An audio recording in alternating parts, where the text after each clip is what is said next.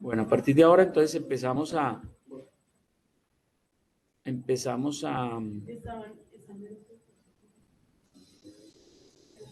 compartiendo su pantalla. ¿Me revisa si está compartiendo la pantalla, por favor?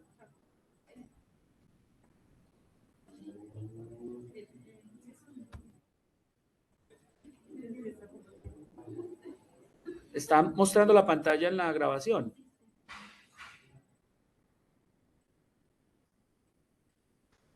Yo creo que sí, ¿no es cierto? ¿Quién va a presentar este? Neuropatía diabética. Dale. ¿Quiere ponerse acá? Y nos muestras eso.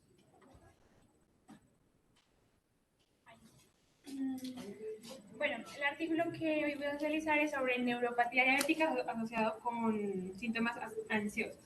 Dentro de los autores vamos a encontrar que está la Facultad de Medicina de la Universidad Pontificia Javeriana, Bogotá, Colombia, Departamento de Epidemiología Clínica y Bioestadística. La fecha de publicación fue el 15 de abril de 2021 y el tipo de estudio fue una revisión sistemática. Y en el estudio primero dice una introducción, pues vamos a ver más o menos qué es la neuropatía diabética, en la cual nos dice que es una complicación microvascular de la diabetes mellitus y se caracteriza principalmente por la afectación de los nervios, los cuales van a producir dolor tipo corrientazo, quemadura o punzada. Y ese dolor neuropático está asociado con alto riesgo de síntomas ansiosos en los pacientes que lo padecen. Y aquí se basaron unos estudios, los cuales fueron referenciados, y más abajo pues ya están las bibliografías, en los cuales se dice que la presencia de trastornos mentales en pacientes con neuropatía diabética es asociado con mayor riesgo de desarrollar trastornos tanto del sueño y tener pobre control de otras comorbilidades que son la hipertensión arterial, la obesidad y la dislipidemia. Y también pues incrementar los síntomas ansiosos, como se trata de verificar en este estudio. También, por otra parte, en esos estudios en los cuales se revisaron, también hallaron que en pacientes diabéticos con úlceras en sus miembros inferiores y remitidos por manejo ablativo, existía mayor riesgo de depresión y síntomas ansiosos, los cuales se exacerbaron durante el periodo previo a la cirugía. Bueno, además de lo que se mira en esos estudios, se ha descrito que los pacientes con neuropatía diabética y ansiedad tienen una mayor prevalencia de complicaciones relacionadas con diabetes mellitus y con morbilidades, sobre todo pues en enfermedades cerebrovasculares y enfermedad arterial periférica y problemas dérmicos, los cuales resultan en mayor mortalidad. El objetivo de ese estudio pues, fue precisamente describir la información actual en la literatura sobre la relación entre la neuropatía diabética sintomática y el riesgo que tiene con la ansiedad. Los métodos, como ya dije antes, fue una revisión sistemática en las cuales se utilizaron bases de datos, como lo podemos ver aquí, fue OVID, PubMed, Cielo y no sé cómo se pronuncia. Cochrane. Bueno, este. Y dentro del método de búsqueda, fue por parte de 4 revisores con conocimiento del área de la salud, con el fin de extraer información de manera variada.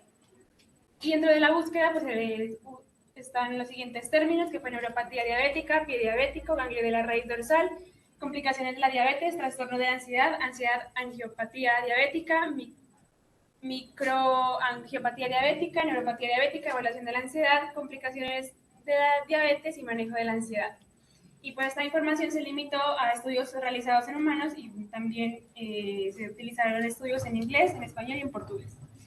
Dentro de los resultados fueron 1.140 artículos encontrados y solo 56 fueron evaluados en texto completo. Y se encontró prevalencia variada de síntomas ansiosos y depresivos en pacientes con neuropatía diabética evaluadas mediante diferentes cuestionarios y escalas.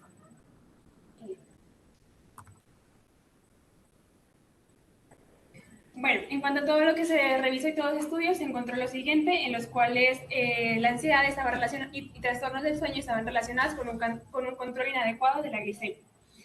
Y también se han reportado como factores de buen pronóstico la educación temprana de la diabetes y el manejo del dolor neuropático, siendo estos dos últimos un determinante en la calidad de vida y la productividad de esos pacientes. Y otro resultado de esa investigación fue que la revisión hecha para este artículo se planteó una asociación bidireccional tanto con la neuropatía diabética como con la ansiedad, que fue lo que precisamente se buscaba establecer una relación. Aunque su mecanismo fisiológico no está del todo diluido, se han propuesto diversas teorías sobre su relación. Entonces, como nos dice que fue direccional, la relación que se tuvo con la neuropatía diabética y los síntomas ansiosos fue que la acción de los elevados niveles de densidad sobre los ejes hormonales, que son los que controlan precisamente el estrés, van a generar primero pues, un control inadecuado de la glicemia, van a generar estrés oxidativo y una lesión neuropática secundaria. Y por otra parte, como dice que es bidireccional, un dolor crónico por neuropatía diabética también estaba relacionado con estados oxidativos constantes, también provocan malestar en el paciente, y con lo cual se pudo concluir que el aumento de los niveles de la ansiedad pues generaba esa precisamente la neuropatía diabética. Bueno, sin embargo, vale la pena explorar los síntomas de la neuropatía diabética como posibles variables de confusión, ya que el dolor se asocia tanto con neuropatía diabética como con síntomas depresivos, sin hacer parte de la vía causal. No obstante, no descartamos también una posible vía causal en la que neuropatía diabética produce el dolor, y pues al haber un dolor y un control inadecuado, precisamente pues va a generar estos síntomas ansiosos. Y ya la conclusión fue como un poco más orientada hacia la epidemiología en este estudio, en la cual nos dice que la relación entre neuropatía diabética y los síntomas ansiosos pueden ser bidireccionales, como pues lo vimos acá, relacionado al estrés oxidativo y a las lesiones neuropáticas secundarias. Y también, la conclusión como que se adentra un poquito más en la parte de la salud pública, en pues llegar un poco más hacia la prevención primaria y tratar de disminuir la glicemia pues con la prevención primaria, el diagnóstico precoz y el tratamiento de esa población. El tipo de estudio es como una especie de metaanálisis, ¿no? ¿Cierto? Uno, un estudio retrospectivo, descriptivo, ¿cierto? De no intervención, no es un estudio experimental, ¿listo? Todas esas cosas siempre las analizamos. Y quiso mirar si de alguna manera hay una relación causal o es una relación casual, ¿sí? O es un factor de confusión, o es un sesgo, o qué es lo que es. Lo que ellos sí dicen es que encontraron que sí hay alguna relación, algunos estudios, sí. ¿sí? Y quisieron buscar, darle una explicación, como una teoría, a por qué puede ser una causa directa, causa-efecto. O sea, no una asociación, sino causa-efecto. Más sin embargo, al final no hay conclusión. No hay conclusión, y es que hay que estudiar más sobre eso, si definitivamente la neuropatía per se y el manejo de lo que produce más maluco, que es el dolor, lleva al paciente que haga trastornos del ánimo como la ansiedad o la depresión. ¿Sí? Y ahí estamos. ¿Cierto que sí? Sí, doctora, aquí algo que me llamó la atención, que decía que había una asociación bidireccional, o sea, Eso. que puede ser Doble vía. la neuropatía diabética ocasiona el estrés oxidativo y pues genera la ansiedad, o la ansiedad genera el estrés oxidativo, sí. Y luego... Eso es una hipótesis, no confirmable aún, pero es una hipótesis válida, ¿no? Muy bien, listo. ¿Quién sigue?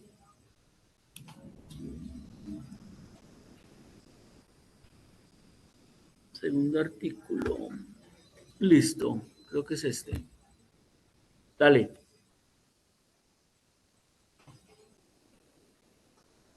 Buenos días, compañeros.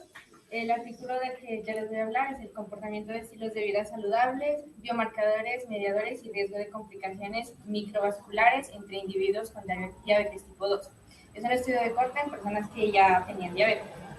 Bueno, ahí están los autores, la base de datos. Un estudio descriptivo, prospectivo, no experimental. Sigue siendo un estudio observacional. ¿Listo? La base de datos de PubMed, y habla también de Biobanco de Reino Unido, que pues dice que hablan ahí de enfermedades y de medicina. Perfecto. El año de publicación es de enero de 2003. Excelente. Y la revista se llama PLOS Medicina. Bueno, entonces el estudio tenía como objetivo pues básicamente el mismo tipo, el título, que es examinar la asociación de los factores combinados de estilos de vida con riesgos, complicaciones microvasculares totales, individuales entre pacientes con diabetes tipo 2, y explorar los posibles efectos y mediación de biomarcadores metabólicos.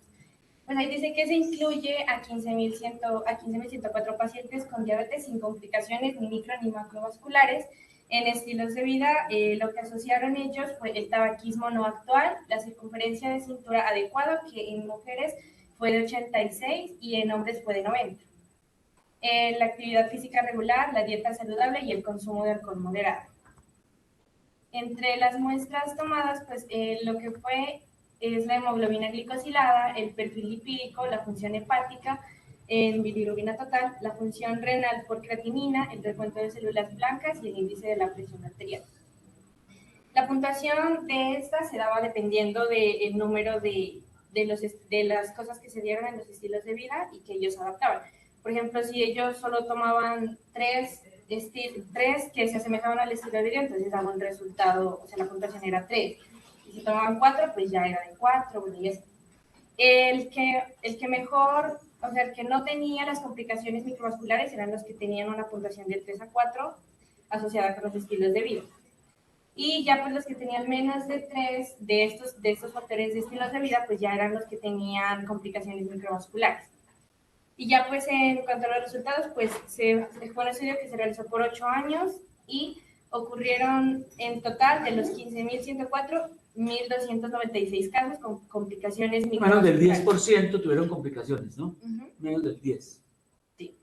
En el cual incluía 558 con retinopatía diabética, 625 con enfermedad renal diabética, 315 con neuropatía diabética y 2 a 3 personas con complicaciones microvasculares simultáneas.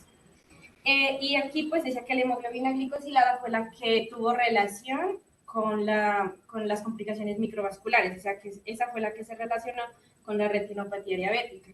Y pues la albúmina y los triglicéridos también se asociaron con algunas, pero el que más tomó relevancia fue el de la hemoglobina glicosilada.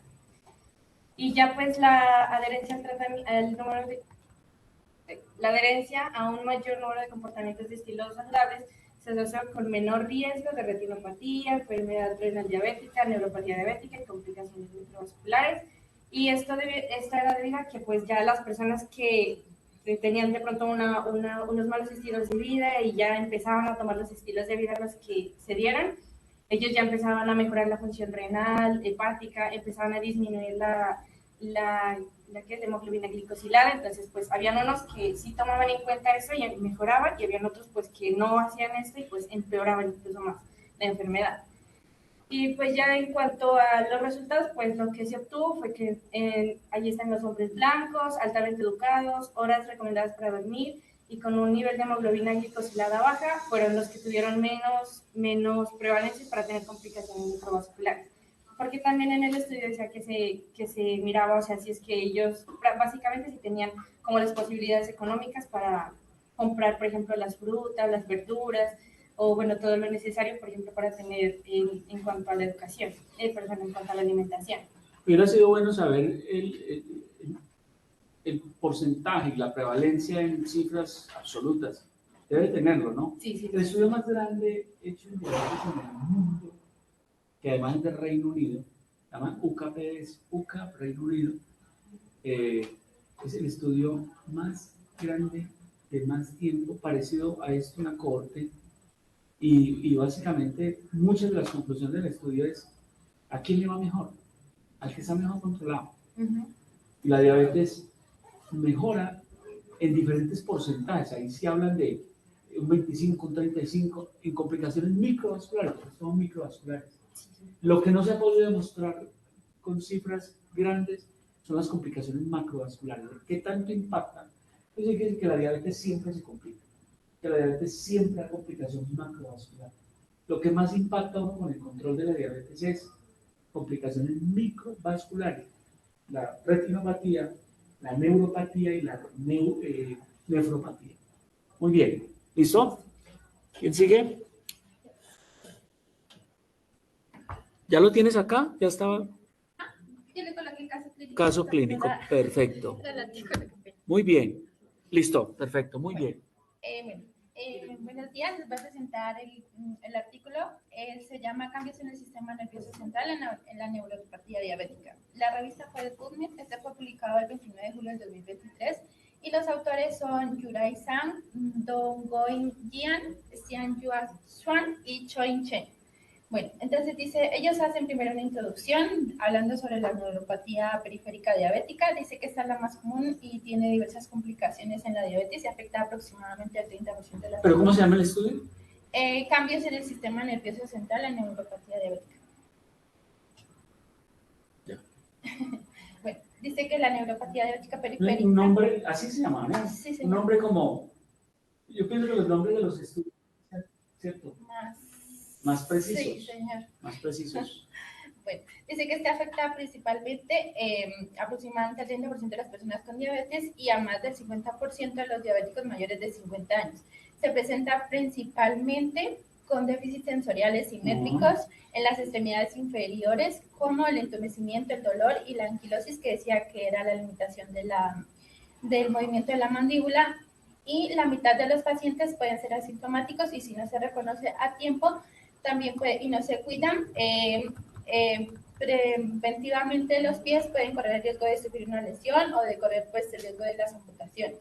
A medida que se desarrolló la técnica de imágenes, esto se realizó por medio de una tomografía, de una resonancia magnética, y reveló, dice que una reducción significativa en el área transversal general de la médula espinal a nivel de las vértebras cervicales 4 y 5 y en las torácicas 3 y 4 en pacientes con neuropatías diabéticas en comparación con pacientes diabéticos sin neuropatías diabéticas, lo que sugiere para la primera vez que la neuropatía diabética involucra el sistema nervioso central. Posteriormente, un creciente conjunto de evidencias ha identificado la participación del sistema nervioso central en la neuropatía diabética y esto que implica el daño en las estructuras de las vías sensoriales centrales, en el tracto espinotalámico y en el lemisco medial. Dentro de la función neural talámica, la perfusión sanguínea talámica anormal en pacientes con neuropatía diabética dolorosa y una reducción de las células grises. El volumen de la materia en la corteza somatosensorial primaria. Estos descubrimientos ofrecen una dirección completamente nueva para la investigación de la neuropatía diabética y algunos mecanismos que producen deterioro sensorial y el dolor pueden ser en el sistema nervioso central. Dentro del estudio de la resonancia magnética y de los cambios en el sistema nervioso con la neuropatía diabética, la imagen del tensor de difusión dice que investigó las propiedades microestructurales del cerebro y la integridad de las haces de las fibras nerviosas de la sustancia blanca mediante la detección de la actividad de las moléculas de agua en el cerebro. La resonancia magnética funcional se utiliza principalmente para estudiar la actividad neuronal del cerebro, basándose en el contraste dependiente del nivel de la oxigenación de la sangre. Se utiliza también para estudiar el contraste, para estudiar la actividad neuronal del cerebro bajo las determinantes condiciones de estimulación o tarea y se utiliza para también reflejar las funciones específicas en diferentes regiones del cerebro. El otro tipo de resonancia magnética que también es funcional en el estado de reposo y que se utiliza principalmente para estudiar la actividad neuronal espontánea del cerebro en ausencia de cualquier tarea cognitiva y para responder a la conectividad de las redes funcionales del cerebro.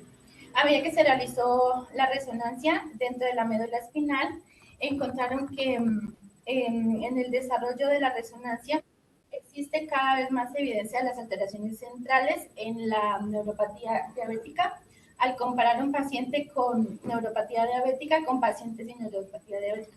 Se encontró que mediante las técnicas de resonancia magnética en el área transversal de la médula espinal general, entre las vértebras cervicales 4 y 5 y en las torácicas 3 y 4, se redujo significativamente en pacientes con neuropatía diabética avanzada.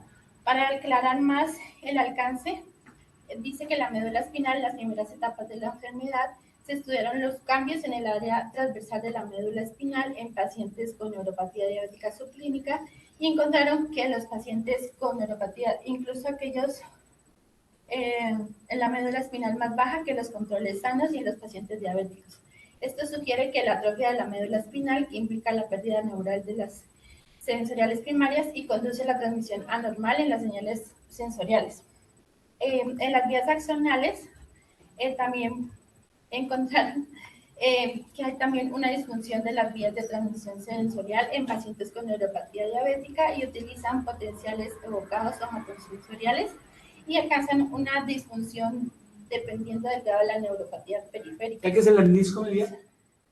No, menisco medial. Claro, ustedes no han visto neuro. No, señor. Entonces dice que el tracto espinotalámico y la vía cortical espinotalámico medial dice Si que... ¿quieres resumen? O sea, condensa. Bueno, pues ahí pues habla que el menisco medial y la vía, bueno, transmiten principalmente las sensaciones y investigan a fondo los cambios microestructurales de la transmisión sensorial superior en pacientes con neuropatía. Y se encontraron que los valores de anisotropía fraccional y del sistema del sistema espinotalámico cortical izquierdo se reduce significativamente en pacientes con neuropatía. Hay más que todo eso. Y ya siguiendo.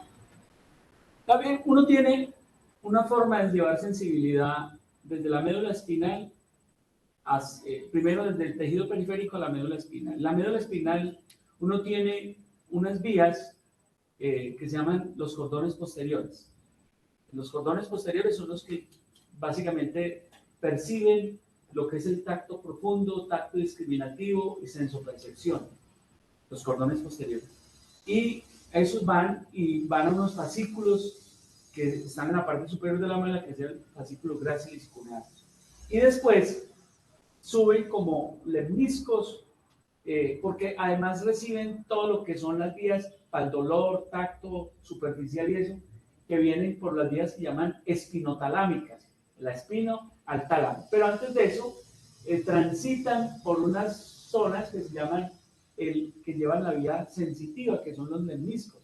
El lemnisco medial, el lemnisco lateral, que además se decusan por encima de donde se decusan las pirámides, que son las vías que bajan de la corteza a la médula espinal por los cordones anteriores. Entonces, eso lo hacen por encima de esa decusación, ellos se decusan, por eso la sensibilidad la recibe del lado contralateral, aunque hay unas vías que siguen derecho también. Es un poquito complejo, pero es neuro fundamental, pero para que entiendan. Y lo que está tratando de demostrar es que el paciente que tiene neuropatía, la causa más frecuente de neuropatía se llama polineuropatía distal difusa, tanto en miembro superior como en miembro inferior, más frecuente en miembro inferior. Pero cualquier nervio de la economía en un diabético puede estar afectado. Esa es la forma más común de neuropatía. Y está queriendo ver qué tanto correlaciona el paciente que tiene polineuropatía con afectación del sistema nervioso. Llámese afectación en la médula, en los cordones, en las vías que suben, en el tálamo, que es una sustancia de relevo para la sensibilidad, o a nivel cortical, con imágenes de resonancia magnética nuclear, tanto funcional, que llaman el SPECT, ¿cierto? Que ve la funcionalidad. Y lo que está mostrando es que sí hay una correlación, ¿cierto que sí? Entre el daño de la polineuropatía y el daño central. O sea, el paciente que tiene una cosa seguramente va a tener la otra. No sé es en qué, en las conclusiones, eso no quiero que se lo siga leyendo porque yo sé que a ustedes les conclusión. La conclusión, él dice que pues, se necesitan más estudios para poder seguir estableciendo como más relación entre los dos. Pero sí hay una relación entre los dos, pero hay más estudios imaginológicos. Listo. No es conclusiva, no, pero sí es frecuente encontrar la asociación de una cosa con la otra. O sea, el mismo daño que puede haber. Vamos a ver, cuando vamos a etiopatogenia, las complicaciones crónicas, vamos a ver 4 teorías y van a ver cómo eso ocurre a nivel sistémico. Y tanto como ocurre en el nervio periférico, está ocurriendo a nivel del sistema nervioso central. Los pacientes con problemas, con diabetes, son mayor propensos a enfermedad vascular cerebral, a enfermedad degenerativa cerebral, a demencia. ¿Listo? Vale, escogiste un artículo complejo. Sí, la próxima sí, más resumido. ¿Quién sigue? Yo ya le monté. Está ahí en el grupito, listo. Muy bien, muchas gracias. Te tocó difícil, mejor dicho. ¿Cetoacidosis? Sí.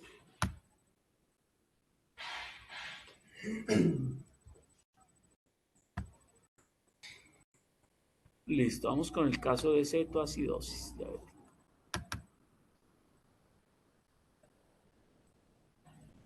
Bueno, y con este cerramos y con con María José que nos va a mostrar, ¿cierto? Sí, señor. Vale, dale. Bueno, ¿cómo se llama? Cetoacidosis diabética por un dispositivo defectuoso, Freestyle Libre. ¿Qué es eso? Es un dispositivo que usan los diabéticos para medir su glucosa. Esto se vence cada 15 días. Es un sensor de permanente. Que se pone acá en el brazo. Sí. Bueno, un hombre de 59 años con diabetes mellitus tipo 1, fulminante, que tiene características fulminante, que es progresiva y avanza muy rápido en la cetoacidosis, en la acidosis. Diagnosticado hace 27 años.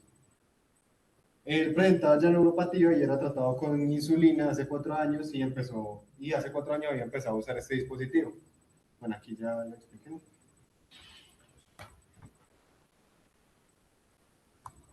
Él siempre presentaba, siempre tuvo una hemoglobina glicosilada entre 8,5 y 10 y se aplicaba insulina 4 veces al día. Entonces, él se le venció el dispositivo y lo cambió. Y él no es que lo mirara todo el día, lo miraba ahí para ver cómo iba. Y vio que tenía una hipoglicemia. Así, entonces, ¿qué dijo? Está aplicando mucha insulina y se dejó de aplicar insulina.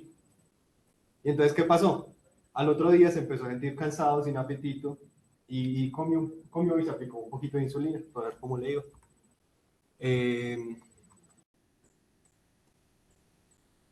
Bueno, y él estaba cerquita del día de control en el hospital, así que fue, y cuando llegó no tenía fiebre, estaba neurológicamente bien, pero ¿qué pasó? Presentó una hiperglucemia de 600, un anión GAP elevado y un pH de 7,24 que tenía, estaba ya ácido. Es un estado mixto, ¿no? Pero más cetoacidótico. Bueno, cuando miraron el dispositivo, Estaba defectuoso. sí, estaba defectuoso. Le tomaron una prueba y tenía una glucosa de 400 y en el dispositivo salía que era de 40, o sea, estaba 10 veces menor de lo que debería. Y el dispositivo, cuando lo miraron, se veía normal, aparentemente. Normalmente estos dispositivos, cuando están malos, cuando dan un resultado erróneo, es porque tienen la aguja, se lo ponen mal, tienen la aguja torcida, pero esta vez estaba normal.